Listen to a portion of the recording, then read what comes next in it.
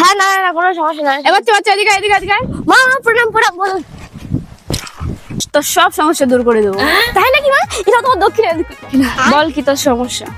মাতাজি আমি অনেকদিন ধরে চেষ্টা করছি কিন্তু আমার সরকারি কাজ মিলছে না। কতদূর পর্যন্ত পড়াশোনা করেছিস তুই? কিন্তু মাতাজি আমি তো পড়াশোনা করিনি, আমি তো মূর্খ। মার সাথে তুই মজা করছিস? এমন আমি শব্দ বলছি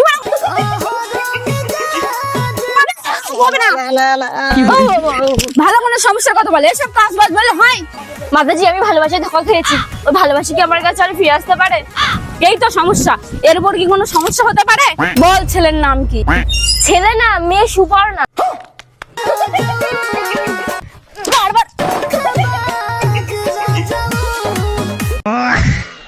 বারবার বারবার মজা করিস। টাকা বেরো ওখান থেকে। বারবার মা মা মা আমার বাবা মামার কথা শুনে বশীকরণ করতে হবে। কেন শোনো? কারণ মা বাবা কারা তাই।